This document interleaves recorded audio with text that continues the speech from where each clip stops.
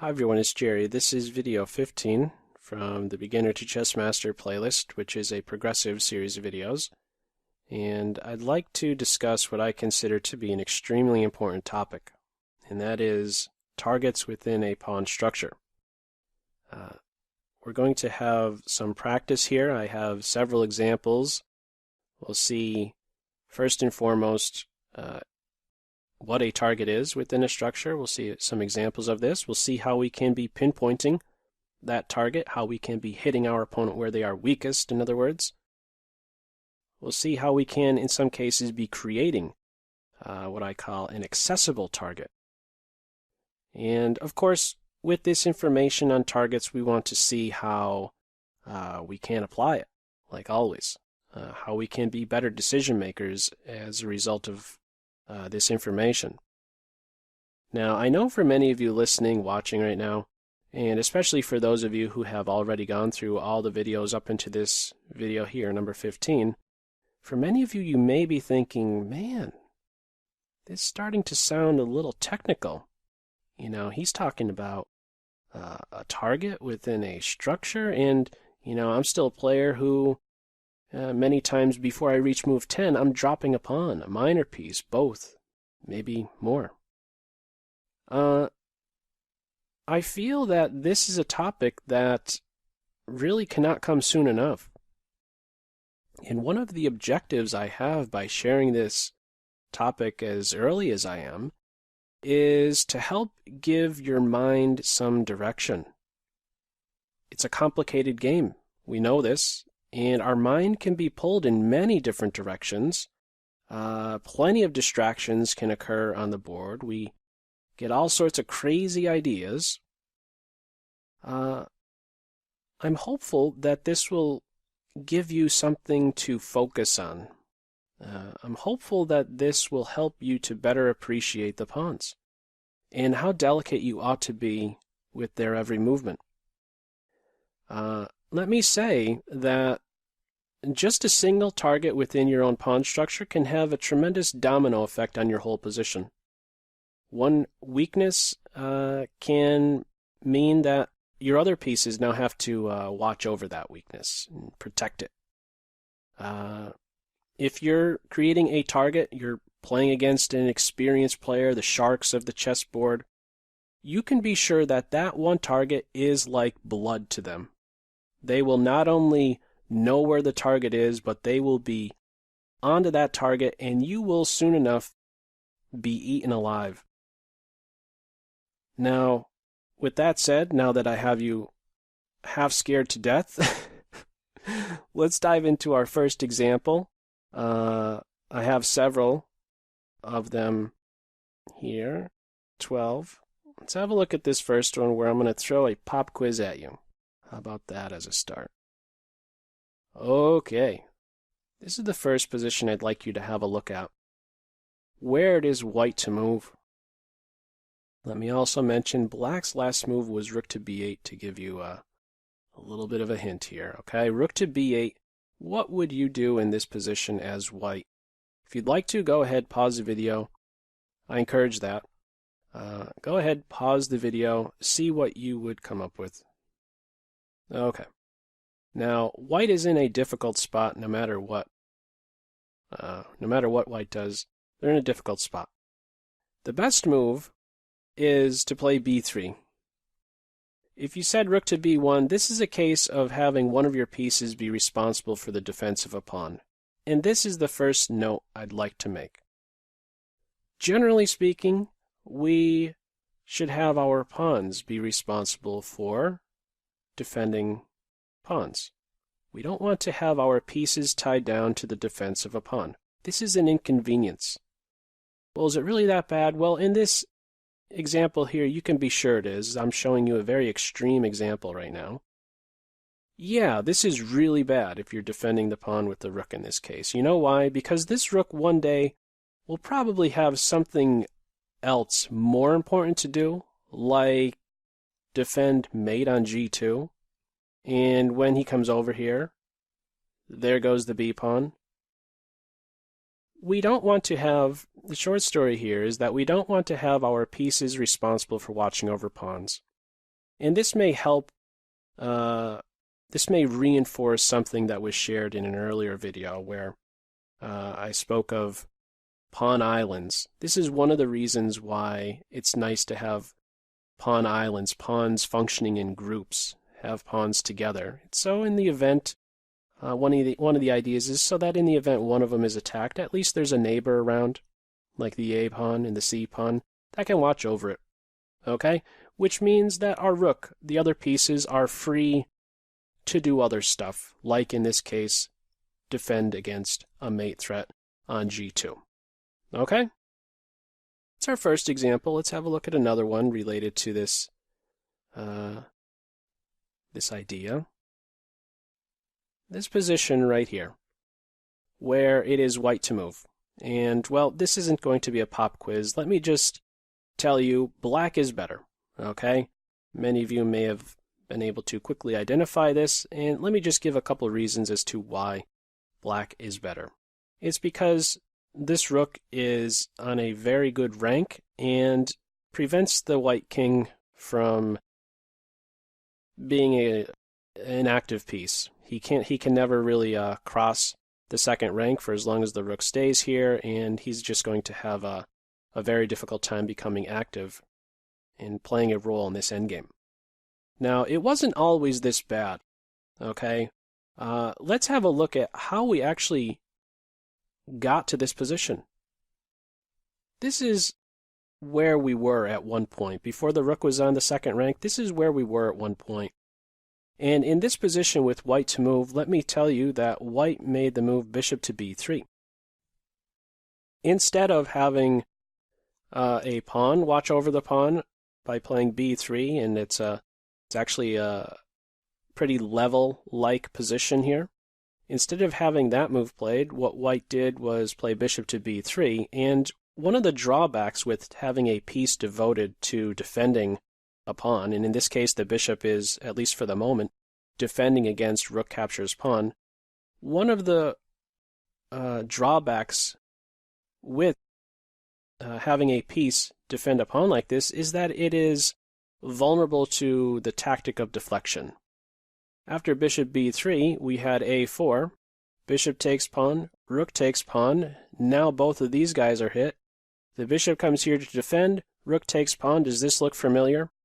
That's how we got to this position right here, and it came about as a result of white devoting a piece to the defense of a pawn. Again, in general, when one of our pawns is attacked, ideally, if we're needing to defend it, and very often we will be needing to defend it, we don't want to give away free pawns. We're not going to be that generous type of player. We don't want to give away free material. If we're going to protect it, ideally we would like to have pawns fulfill that responsibility. We want to have pawns fulfill that role. Okay, now with that said, let's have a look at how our opponent can be creating targets. Let's see this first example, and this, if you've gone through this playlist up until this point, this is an example here that I have already shared twice.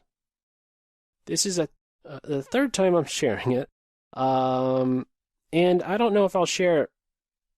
I don't know if I'll share it again, but it's just such a instructive and popular mistake that happens in chess games that I just have to show it again. And I learned something new about this example that I'm showing right now that I have to share it with you. It's just, I don't know. It's mind-boggling, this number that I'm about to share with you. Here we go. We have d4. This is all pretty common, right? You see this e4, e5, right? Very common. Knight f3, knight out, attacker, defender, everything's cool. d4, e takes d, knight takes d. So far, so good. Knight takes knight. We already know from previous videos this is a time mistake. Great. And now we have the move, well, we have the move c5. But before we get to this point, let me say that on one of the online databases I looked at with lower level games, this next move here, knight takes knight, you know how many times this move was played? It's a very popular move. In fact, the most popular from this lower level bracket of games that I've looked at. 7,523 players make this move, and it is not good. It's a time mistake. It doesn't stop there, because once we're in this position, I believe it was the second or third most popular move was c5. 1,196. I'm sure this number is higher. I'm just looking at a very small pool of games here. But yeah, aren't those numbers a bit like unbelievable? You know, this is a player who captures here because they have fear of oh, my knight's going to be captured and I'm going to have doubled c-pawns. You know, that's a time mistake. And then this right here, c5, this is a weakness. This is what I'm talking about, where, you know, you just created, black right now created with this last move, they created some targets. Where's the target? This is a hole, this is a hole. Well, where exactly is a target in this position? Well, really, it's this pawn right here. I don't care where he goes. He's a target for the rest of the game. d6 is where he ends up. Let's just fast forward a little bit. Queen d3, d6. This is a target. Now, I'm only going to show a few examples in this video, but how can we identify a target in a position? Let me give you something to chew on. A target you can identify, you know, first identify where is there a hole within my opponent's position. Which one of the black pawns is a target? Well, a pawn that sits on a hole, that's probably a target. This is a target right now. Who's going to defend him? Not a pawn. So what does this mean? Pieces, bishop, queen now have a responsibility to watch over the pawn. How do things play out in this brief game here? What do? We pinpoint the target. Bishop here.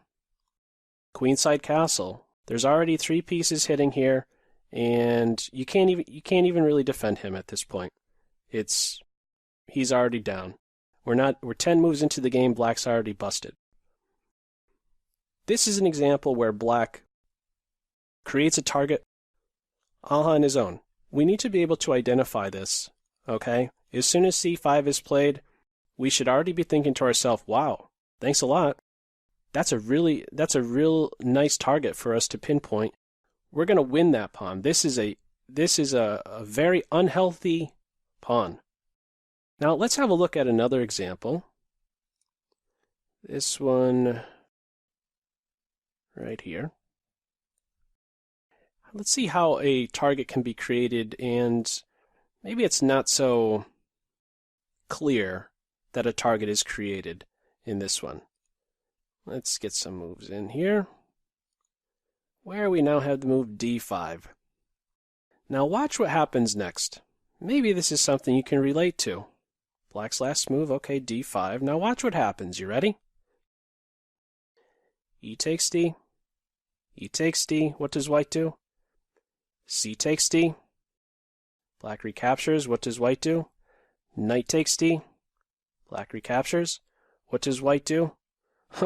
Unfortunately, there's nothing more for white to recapture, or there's nothing more for white to capture. This is a take-happy player. Okay? What did they just do? They captured again, until they can capture no more. Okay? Until they are left with now a dead pawn right here. Well, he's not completely dead, but he's backward. He's isolated. He is now without the support of any other white pawn. He is weak. He is blood to the shark, this guy right here. And I'm sure white was just completely unaware of this being a deficiency. This is a take-happy player. Capture, until you can capture no more, and in the end, you're now saddled with this target right here on the d-file. Isolated. Not all isolated pawns are weaknesses, but this one here certainly is. Sometimes, if you can get your isolated pawn functioning on your own 4th rank, there are some benefits to that, of course. But not this guy here. He's not getting to the 4th rank. He's getting to the 3rd rank, and he'll soon be captured. Let me just play out a few more moves. And this is how it played out a little bit. Bishop there. Actually, it went like this. queen c4. This is what black could be doing. Capture, capture, queenside castle, and soon we can be having the rooks pinpointing this pawn right here. He is soon to fall. This is an evaluation that's approaching already -2 in favor of, -2. This is an advantage for black, and it's related to this pawn right here. He's just no good.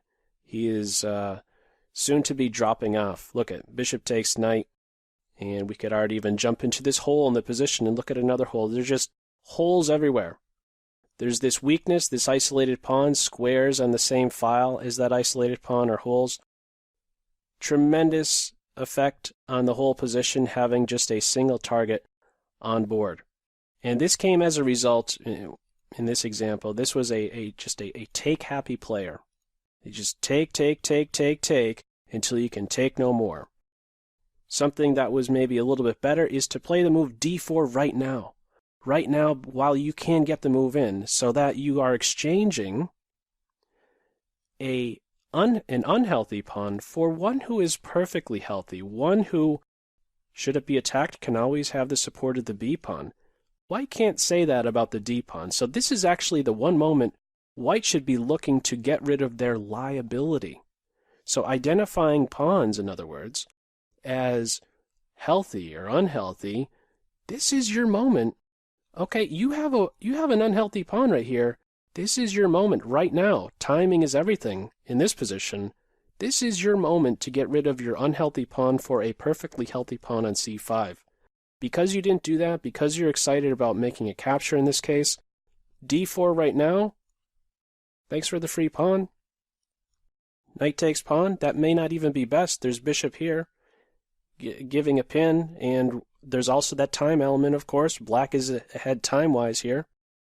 d4 needed to be played right now, okay? But because white didn't do that, they were left with this deficient pawn on d2, this target on the d file. Let's have a look at another example here, one that is a little bit more advanced. I pointed out that, well, how do we identify a target? Identify the holes within the enemy position. If they have a pawn that is on, that resides on a hole, then that is a potential target. Now, this one is a little bit more of an advanced structure. I'm not going to go through how, I'm just going to kind of breeze past this opening stage. Where is the target for black? Actually, right here, we can already say, at this point, let's just say this much, as soon as this move was played, we can already say that this is a hole. Guess who ends up there soon? D-pawn. This is a hole. This is a weakness. This is something that white soon targets with the bishop. And soon enough, with a couple king-knight moves, boom, and then boom, sure enough, what's happening here? White is converging on the weakest point within the black position. Don't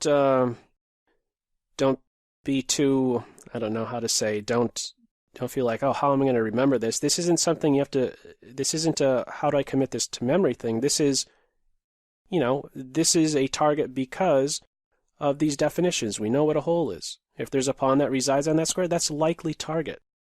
Okay, we could then look to develop our pieces, deploy pieces in a way where they put pressure on that. What does this mean? What kind of domino effect does this have on the black position? Well, you can be sure that the queen can't go too far.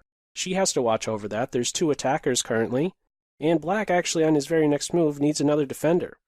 So he has to do something like run in reverse to defend like that, or play knight here and block the bishop's direct view of d6.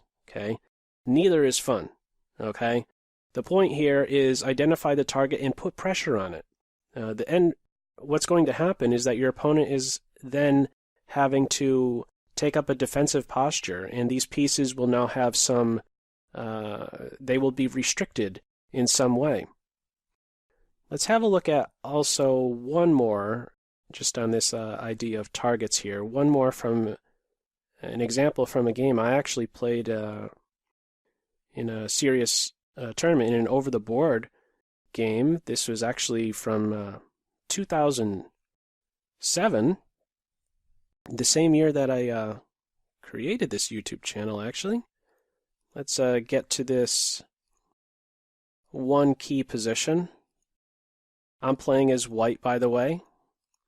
I was a master at this point, and so too was my opponent.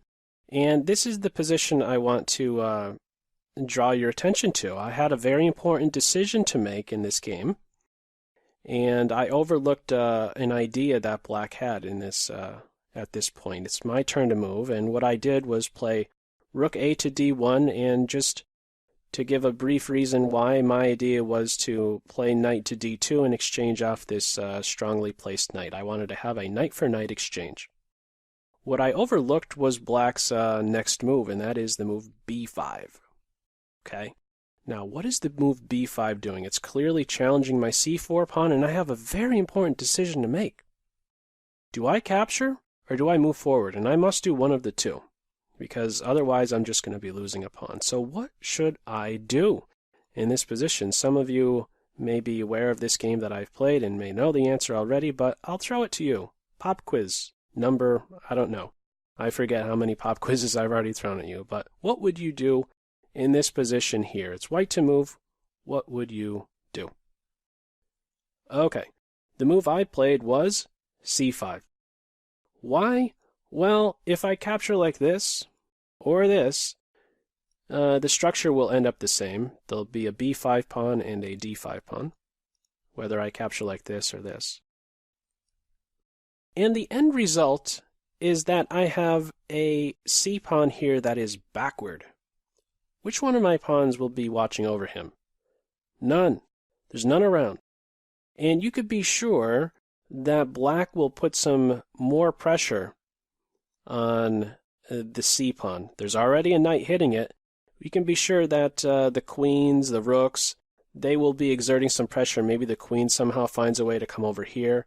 And in the end, all I saw is that I would be on the defensive. I'd be having to tend to this target on my own end. The c3 pawn is a target, and black will be on it. And I will have to devote maybe multiple pieces to its defense. That's not a good position to be in. Therefore, that's why I made the decision to play c5. So that this pawn, it's still a target. The knight has pressure on it, but it's not as accessible, is it? I'm not allowing, in this case, the rooks to pinpoint the c3 pawn. Okay?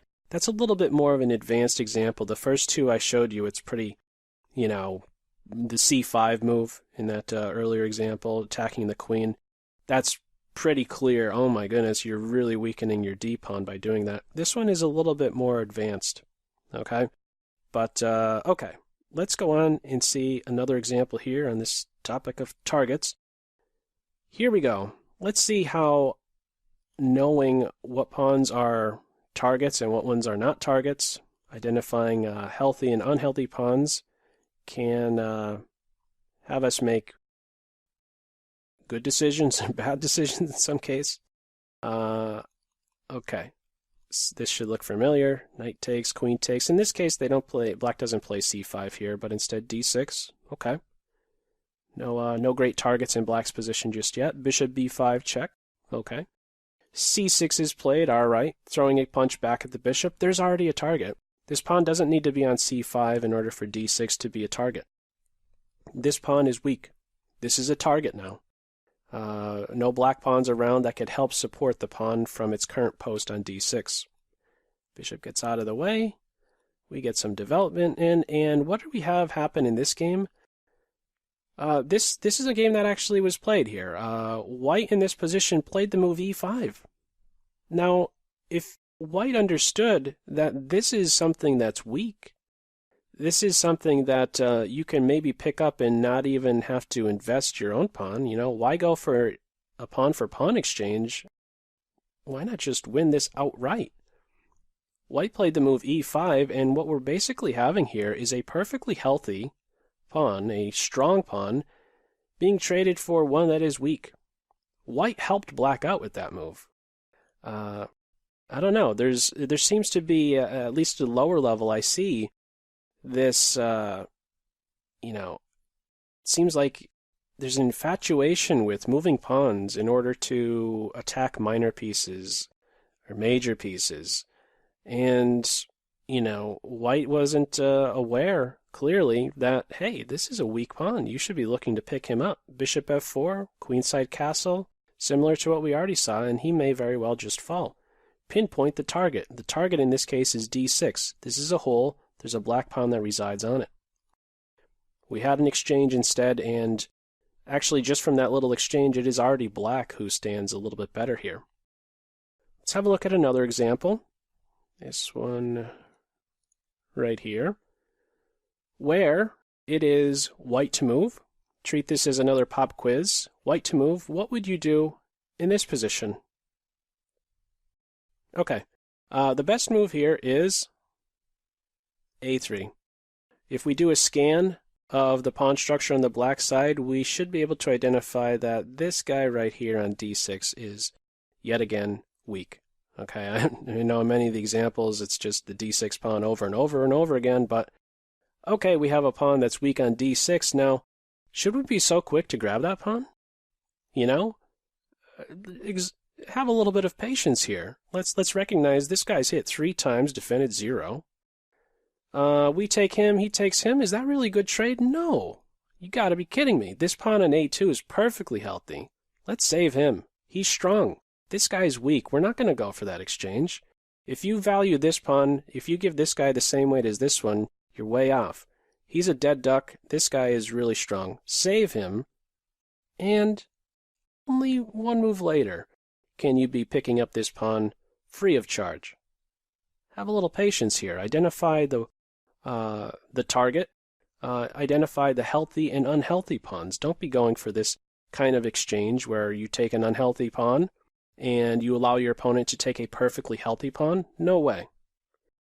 Okay, let's have a look at how many more examples do I have? Just a few. Here is another one. Okay. Now, the pawns are talking to you. How receptive are you to the pawns? I said in my introduction to this video that, we're going to be having a look at some examples where we create accessible targets. Let's see what I mean by that in this example. e4, e6, d4, d5, e5. There is already a lot we can say about this position. The pawns are really talking to us right now. They're giving us some direction. They're telling us in what direction of the board we should be playing on. We're already aware that we need to be making a pawn break. It's already been emphasized creating a pawn duo is a good idea. Black's next move, a good move, is c5. It's good because it's a move that's creating a pawn break. It's creating a pawn duo. And it's good for another reason, the one that I'm going to touch on now. It's helpful in one day creating creating an accessible target, namely a white pawn on d4. Now, let me just throw a couple numbers at you, just like I did in that one variation where the knight is captured on d4 and then the pawn comes up to attack the queen. Here's a couple numbers that might interest you. Again, pulling these numbers here from the one database online from some lower level games, but still. Knight c6. Not a losing move by any means, but it's one that's kind of, not familiar. A player who plays this is just not familiar with the direction one should be going in. 1,372 games had move 3 in this position right here. Move 3 be knight c6. No. This is a fine place for the knight, but only after the c-pawn has played here. Why?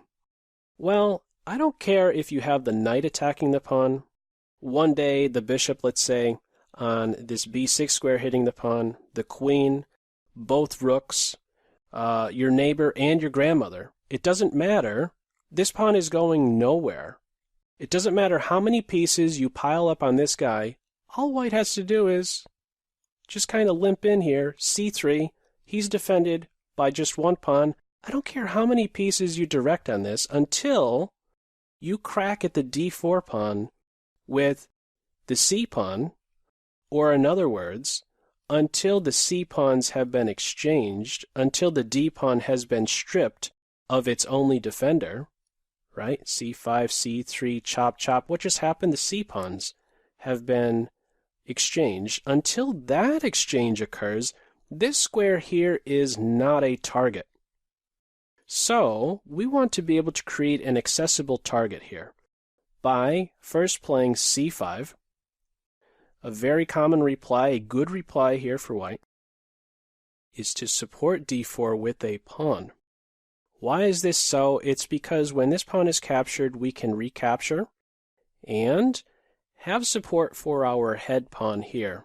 If we don't have a pawn supporting e5, this may be the new target that black can pinpoint with moves like knight c6, queen c7. Maybe this knight takes a couple steps and pinpoints e5 from the g6 square. Again, this is in cases where there isn't a white pawn on d4 defending e5. Let's see how this game played out. Black develops. What is he doing? He's putting some pressure on this target point d4. White develops and defends. Some more. So far, let's take stock of the d4 square just at this moment here. What do we have attackers-wise? We have one attacker, two attackers, and does white at least have two defenders? One, two, yes. Even has a third. So far, white is okay. White has satisfactory defense, more than enough defense of d4 as it stands right now. Let's get some more development in. Bishop d3, or excuse me, bishop d7, and now we have bishop d3. It seems like a pretty good diagonal, not necessarily best, as we'll soon find out. I don't want to get into those details, but it seems natural enough, right? Development, we put our bishop on d3. What does black do next? Queen b6. This adds another attacker. Notice the bishop on d3 also gets in the queen's way of defending d4. What is really happening here? Black is applying pressure to the d4 pawn, and there are certain concessions white needs to make. There's certain restriction placed on the white position. The knight has to defend the pawn. The queen has to defend the d4 pawn. Right now, white runs the risk of actually losing the d4 pawn. As it stands right now, 1, 2, 3 pieces are attacking d4, and there is only 2 defenders. So white could maybe move the bishop again, but that's not really something you would want to do, moving another piece. You know, there could even be this kind of stuff happening. This is getting a little bit involved. If you want to save the bishop, maybe this knight one day jumps into a hole. There's certain concessions that could come about as a result of being in a restricted position like this, where you have to babysit this pawn. This isn't losing by any means, but I'm just trying to emphasize how applying pressure to a weak point, putting pressure on a target within your opponent's structure, can influence their pieces. How they could now be limited and not as free anymore. One other note is that in this position, stay away from this move as black, and it may be very tempting to you. Maybe this is what you still do as a player here. You're playing as black. If this is a move right now that you're considering c4, wow. You need to back up here, because if the only reason you're assigning for a pawn move is, hey, maybe I'm going to win that bishop if he doesn't move. No, that's not good enough. You need to have a better reason besides that. Because let me just tell you this much. To an experienced player, I'll phrase it like this. If I see this move played against me, it's like I want to write you a thank you letter. Thank you so much for attacking my bishop. I see that the bishop's attacked. Okay, I'm going to get out of the way. But what I really like the most, and, this is what I would emphasize in that letter, it's, thank you so much. I don't have to watch over my d-pawn anymore. My knight, he's so much more free. My queen, she doesn't have to babysit d4. Things are grand. Thank you so much. Okay? You should be looking to capture on d4. And by doing so, you are creating an accessible target. Look at how your pieces just come out. Queen b6, and you're immediately applying pressure to d4. Okay? This isn't to say that this would never be a good idea, because I will be showing an example where actually taking a step like this is in fact an interesting, it is a good idea, but there's another piece of criteria, very important piece of criteria that we need to be looking into. I might as well just say it now. Know that the king does not reside over here on the queen side. Maybe this actually would be an idea if the king, the most valuable piece, resided over here, because this pawn could be a bit cramping to white. Okay, but as it is right now, c4 is, a bad move because it releases the pressure on d4. This is no longer something white has to watch over. This is no longer a target. This is no longer an accessible target. If black wants to create some target, he would have to get this pawn going all the way down here and strike at c3. Let me also point out the following right here, okay, just from these few moves in. What black is doing by playing the move c5 is striking at the tail of white's pawn structure, okay?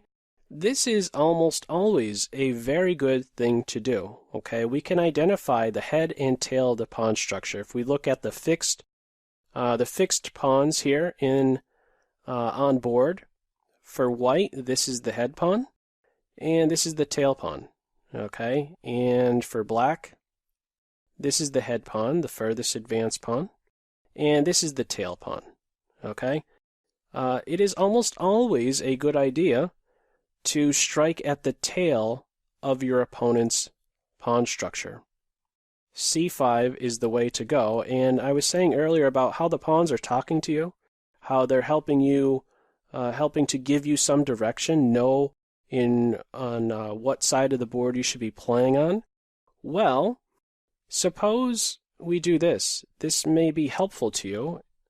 If you draw a line from the base of your own pawn chain to the head, let's say it like this. If you draw a line from the tail of your pawn chain to the head, this is the direction you should be going in. This is the side of the board you should be playing on the queen side. The pawns are pointing in the direction where you should be playing, ideally, where you should be looking for that pawn break. So in this case, the pawns are saying, hey, play on the queen side. They're pointing in that direction. Again, drawing a line from the tail of the pawn chain to the head. c5 is the way to go. White is there to reinforce.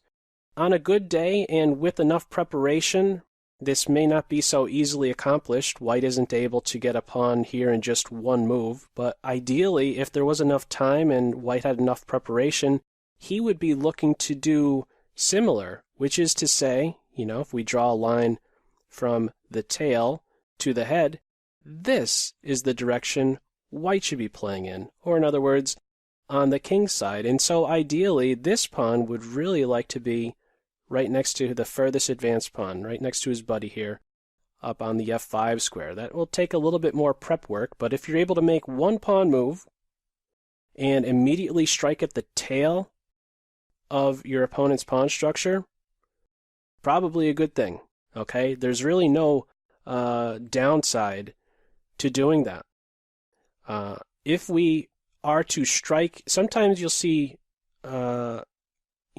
sometimes you'll have it where you strike at not only the tail of your opponent's pawn structure, but also the head. So in this case, we're having the pawn strike at the tail. He can also strike at the head, but do know this much. Do know that if you are striking at the head of your opponent's pawn chain, in this specific example at least, if you are striking at the head of your opponent's pawn structure, know that with that type of strike, there is a deficiency. You are actually creating some target within your own pawn structure. Now, how is this so? Why is this so? Well, after, let's say, knight to f3, suppose black just goes straight in and captures here. Knight takes pawn. Where are there holes in this position? e5. Just like that, after just a couple moves, there's already a gap in black's position on the e5 square. f6, striking at the head. If you're going to do this, there's some deficiency. It's not always bad, don't get me wrong, but I just want to bring to your attention that there are some weaknesses that occur within your own position if you are striking at the head of your opponent's pawn chain. f6 is an example of this, striking at the head pawn right here. Knight f3, takes. This knight is already in a hole within the black position, and the e-pawn, he is backward. You could be sure that there'll be some pressure placed on him by some heavy pieces, the rooks and the queens. Okay, so there's some drawback is what I'm getting at. That's all I want to draw your attention to. You don't get that deficient. There is no deficiency if you're making this move. How is black creating some structural weakness, some target? There isn't any. Okay, there isn't a great drawback. Okay, we could say that this is a hole on the d6 square, but having a target within black's own pawn structure as a result of c5, there isn't any. Okay, so we have to be just a little bit delicate here. Do know striking at the tail is fine. At the head, there may be some drawback with that. Now let me just play out a few more moves from this game here. And, well, as it was played out, there was so much pressure on d4, white decided to give it up. And so, as mentioned just a little bit earlier, I said, well, if this pawn is never around, maybe e5 then becomes a target. Well, sure enough, that's what black does. He goes to c7, and now all of a sudden there's not enough defense for it. It's struck at twice, only defended once, so what does white do? Well, he has to defend, bishop f4. And then black gets another piece involved, and then white just, continues to develop. White has enough support for it, right? 2 defenders, only 2 attackers. That's satisfactory. Good enough. But then comes knight g6, and just like that, this is hit a third time, and the bishop is attacked. Oh no. There's already some concession white needs to make because of black putting pressure on this target. What are you going to do? The bishop backs up, you're already dropping a pawn. So, I guess one of the better things white can do here is give up the bishop for knight, and this is a fine position for black. I would prefer black here having this open file here and having 2 bishops. So the short story here is that applying pressure on our opponent, identifying this target, creating an accessible target here, kicking off from this move 3, creating striking at it with first c5, hitting at the tail of our opponent's structure. Soon we have something to focus on. We have something to pinpoint and put pressure on. We're restricting our opponent. Pieces now have to have the responsibility for watching over that pawn. Okay. Let's have a look at, I just have 2 more examples. This next one is, I don't think it'll take very long at all. This is one where 2 players played in a way where they just weren't aware of striking at the head or the tail of the pawn chain. They did none of the above. In fact, in this position right here, you know what white did? They played d5. This is something I find is quite common in the games of lower level players. They just, I don't know. I can't explain it. I don't know why the move is played. But yeah, just, I don't know, you move a pawn to d5. I don't know. It's a different story. Let me say this much. If it's a different story if this pawn is played here, and this pawn was already, up here, because notice how the structure is formed right now. It's inverted from what we just looked at. Look at the tail. look at the head, this is the direction white should be going in, playing on the queen side of the board. Whereas black, the pawns, drawing it from the tail to the head, pointing towards the king side. This is the direction black should be playing in, or in other words, they should be looking right now, or at least soon, they should be looking for an f5 break, okay, to put some pressure on this point, to have it at a point where the knight is able to be on f6 and exerting pressure on this square. This never happened in this game. The move d5 was played, and then there was just a lot of piece movements. Neither side went for some type of pawn break. Ideally, this pawn should be looking to get up here on c5, but none of that happened. The players were just kind of shuffling about. We had just a very silly type move, knight b5, a6, and then the knight goes back to c3. So clearly this was a game that I came across where we just have players who aren't creating the correct kind of pawn break. They're not playing in the correct direction. They're just unaware of these type of pawn breaks, what side of the board they should really be looking to play on. Okay. Now, I have just one last example here. Let me bring it up. There we go.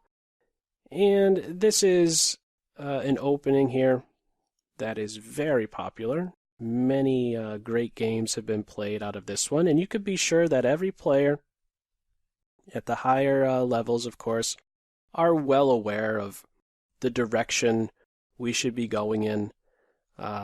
They're aware that the pawns are giving us direction. They're telling us where we should be looking to play. And with this last move here, now that we have some type of defined central structure, these are the examples. These are not the only examples, but these are two key examples to be showing where we have fixed pawns in the center. The E and D pawns are fixed. How they are staggered, how they are positioned, will help us know in what direction we should be looking to play on board. Okay, and with this last move, we could already identify the tail and the head.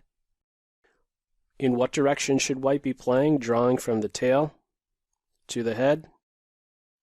Queenside. Pawns are pointing in that direction.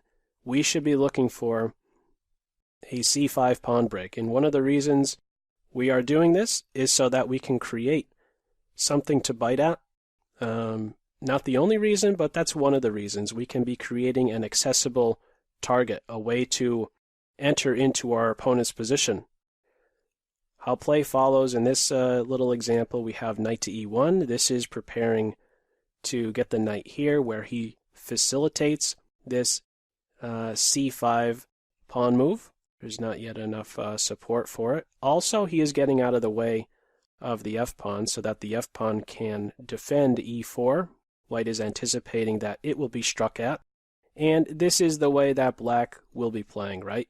Going from the tail to the head, this is the direction black will be looking to play, namely on the queen side, or excuse me, the king side. White looks to play on the queen side. Black is looking to play on the king side. Just the pawn structure in the center alone is giving us that information. How play follows was knight d7, knight d3, f5, f3. And now we have the move f4, which previously I said, this is releasing some pressure. In the earlier example, I was talking about, I'm going to write my opponent a thank you letter. This was, I think, how I phrased it. And that was similar to kind of what we're seeing here with this pawn, just advancing here. Notice in this example, it's a little bit different, and the main reason it's different is because black knows that the king resides on this sector of the board, in this section. White has already declared his king's intention. We didn't have that in the previous example. So what black's idea really is to attack the white king. Okay, and that's the kind of game that we have. That's why there's so many interesting games that stem from this opening that I'm sharing with you right now, this sequence of moves that I have now on board. A lot of interesting games come about from this, and what we now have is an extended pawn chain. It's still the same story. So far I've only shown examples of where it was like 2 pawns drawing from the tail to the head. Well, now the headed pawn is a little bit different. This is the tail, this is the head, but it's still the same story. Okay, this is still the direction black wants to play in. And this is the next pawn break black should be looking to get in. Again, the pawns are giving us some direction here. Okay, black is looking for this pawn break and to have some half-open file and get at the white king. Okay, but the main point here is to recognize what side of the board should we be playing on? How are the pawns actually giving us some instructions? Okay, just playing it out a few more just to give you a feel. Rook c1.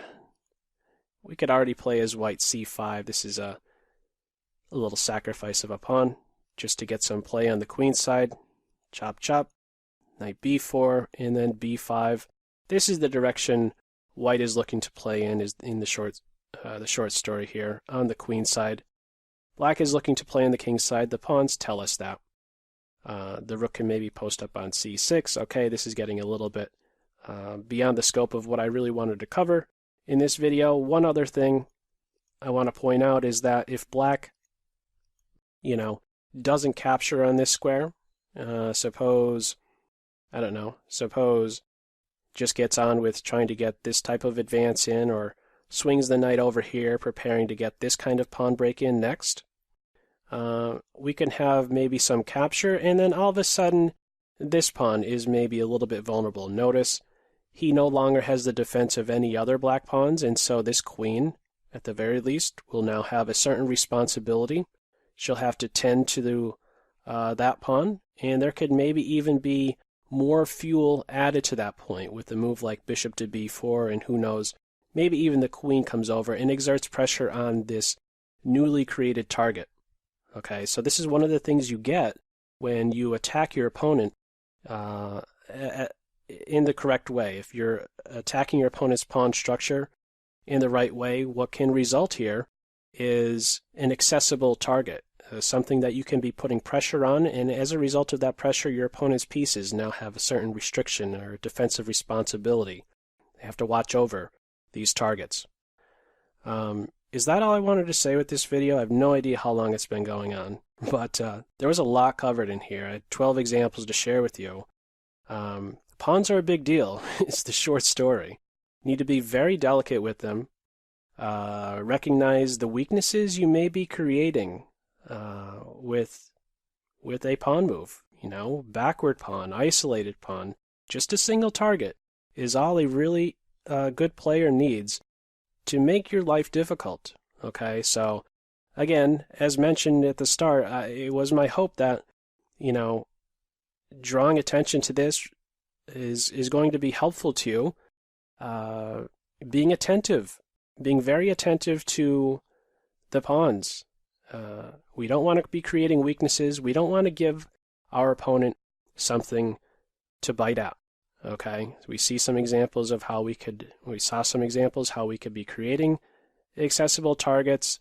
This is, again, a big deal, and again, it was my hope, part of my hope here was to, again, raise your awareness of the pawns and how important they really are in the game. Okay, so with that said, as usual, I hope you're able to take something away from this video, and I look forward to sharing video 16 with you. That's all for now. Take care. Bye.